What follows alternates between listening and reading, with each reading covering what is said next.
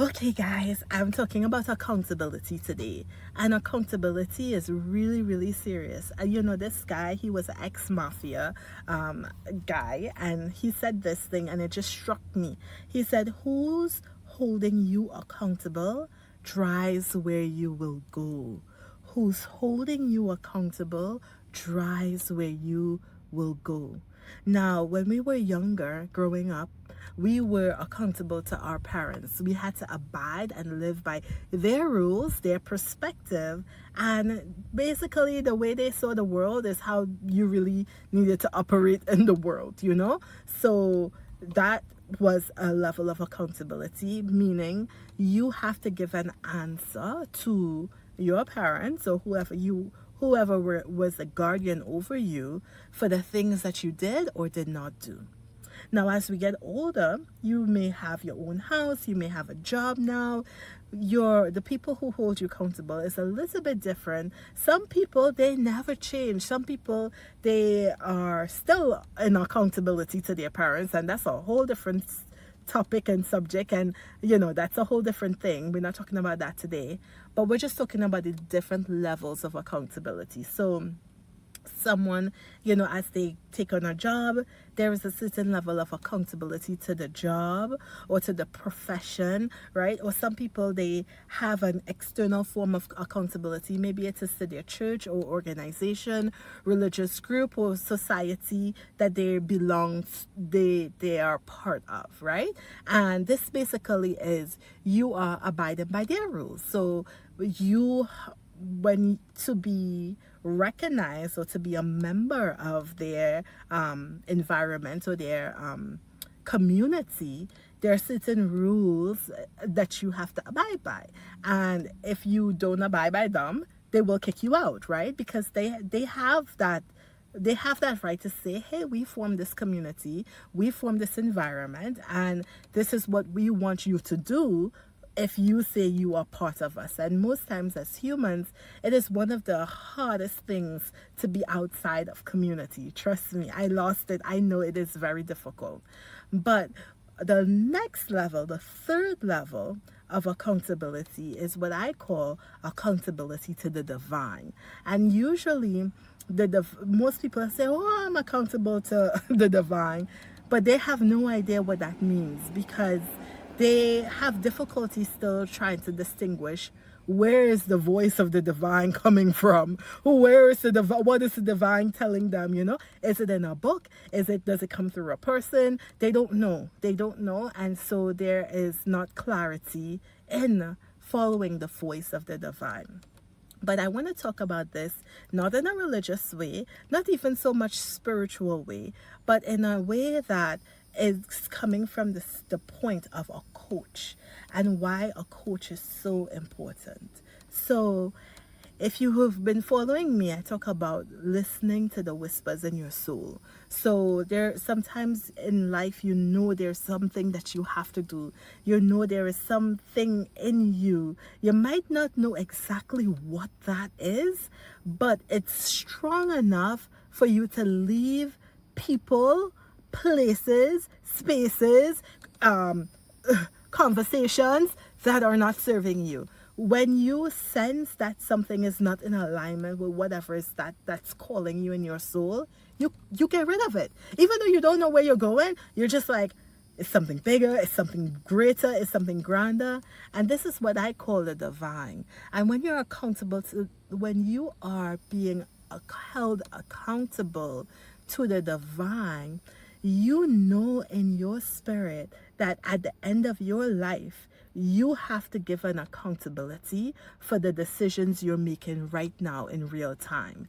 And this is hard to explain, because it's not like with your parents or some kind of organization or job or church that's saying, I see you do this, or I hear you do this. It's not a physical person. It literally is pulling you like a magnet from the inside, and it's telling you, I gave you this talent. You have this ability. You should say something. You should do something. You actually figured this out years ago. Why don't you? Shouldn't you? And it's just pulling you. And This is where a coach comes in. A lot of people, there are a lot of different coaches, life coaches, business coaches, a lot of different coaches. They're all important, but a coach really, and I wrote this down, a coach should hold you accountable to this inner whisper in your soul. A coach, a really good coach for you, should be the one who is not telling you what you should do.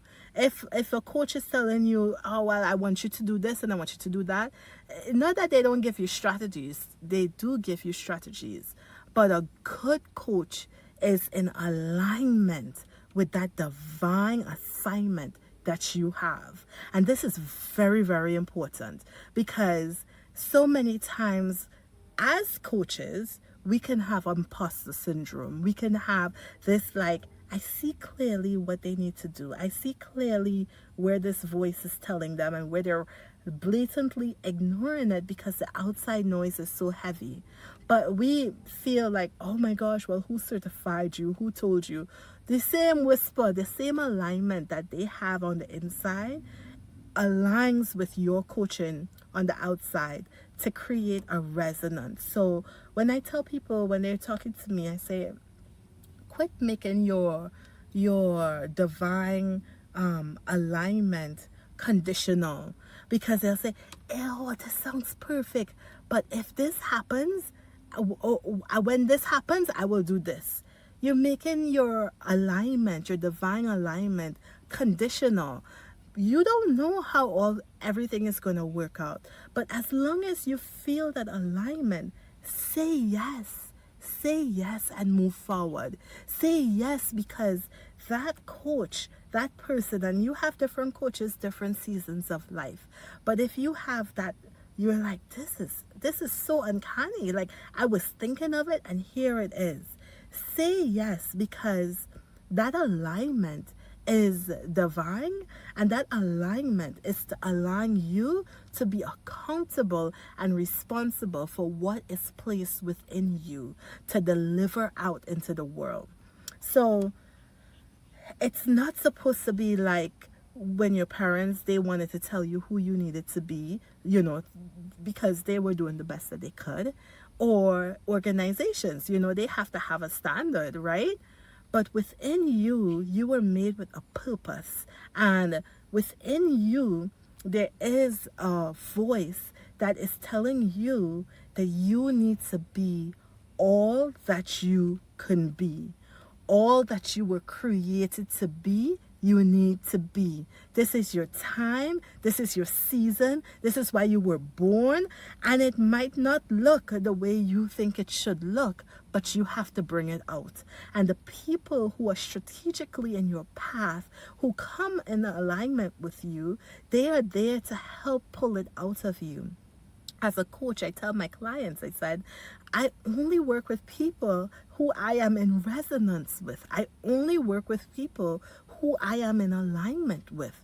Because a lot of times, if I am not in alignment with them, the only reason someone needs coaching is to become in alignment with their own self. So if you're looking for someone because they're cheaper, but they're not in alignment with you, you're just wasting your time, because how will they regulate you? I think about a retainer. When you have crooked teeth, a retainer pulls it together, right? And pulls your teeth back into alignment. So if you're looking at price and you're not looking at alignment, how will that person who is out of alignment pull you back in alignment with your own soul? Tell me, how's that going to happen? So I really want to get this point in. When you are being accountable to the divine, to get in alignment with your life's purpose, you need a coach who is in alignment with you and in alignment with the whispers within. You might feel uncomfortable, but that person is there to bring out who you really are and maximize your worth and your talents. Okay? I said it. I got it out. I'll see you later. Leave in the comments below who holds you accountable. And if it's no one, the reality is If nothing holds you accountable,